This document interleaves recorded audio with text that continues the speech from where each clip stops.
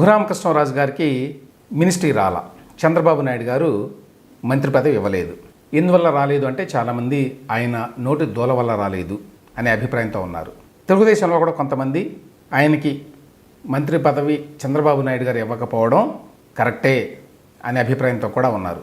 Especially ఇటీవల కాలంలో రఘురామకృష్ణరాజు గారు మాట్లాడే మాటలను బట్టి మొదటి నుంచి కూడా రఘురామకృష్ణరాజు గారి వ్యవహారంలో చంద్రబాబు గారు ఆచితూచి వ్యవహరించారు.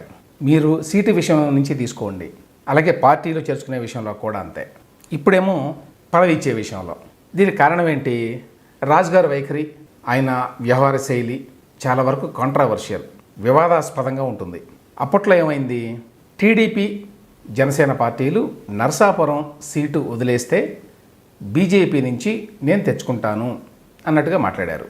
ఆ రెండు పార్టీలు కూడా నరసాపురం సీట్ను వదిలేసినాయి, కానీ ఆయన తెచ్చుకోలేకపోయారు. అంటే అర్థం ఏంటి? బీజేపీ వాళ్ళు ఆయన నమ్మలేదని కానీ, లేక బీజేపీ వాళ్ళు ఆయన తమ పార్టీలో చేర్చుకోవడానికి ఇష్టపడలేదని కానీ అర్థం. అప్పుడు చంద్రబాబు నాయుడు గారే బీజేపీ వాళ్ళకి నచ్చజెప్పి తనకి నరసాపురం ఎంపీ సీట్ ఇప్పించాలి అన్నట్టుగా రాజుగారు వ్యవహరించారు, మాట్లాడారు. అయితే సహజంగానే అది అంత ఈజీ కాదు.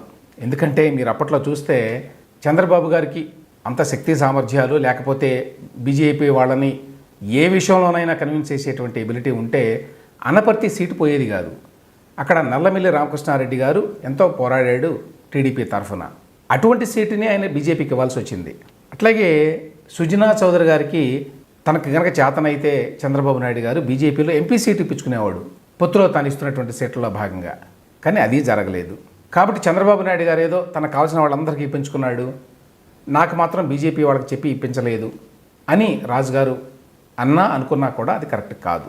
కానీ ఇంతలోనే రాజుగారు చంద్రబాబు నాయుడు గారి మీద కామెంట్ చేయడం మొదలుపెట్టారు. అప్పట్లో అంటే సీటు రాకుండా కొంతకాలం పాటు ఒక స్తంభన ఏర్పడింది రాజుగారి విషయంలో. ఆ టైంలో బీజేపీని మరి నా విషయంలోనే కన్విన్స్ చేయలేకపోతే ఇక జగన్మోహన్ రెడ్డిని కట్టడి చేసే విషయంలో, లేకపోతే రాష్ట్రానికి సంబంధించిన మిగతా విషయాల్లో, రాష్ట్రానికి కావాల్సిన ప్రయోజనాలు తీసుకురావడంలో ఢిల్లీ నుంచి చంద్రబాబు నాయుడు గారు బీజేపీ అధిష్టానాన్ని ఎట్లా కన్విన్స్ చేస్తారు అన్నట్టుగా మాట్లాడారు రాజుగారు అప్పట్లో. అంటే ఒక రకంగా చంద్రబాబు నాయుడు గారి సమర్థతని ప్రశ్నించినట్టుగా మాట్లాడారు.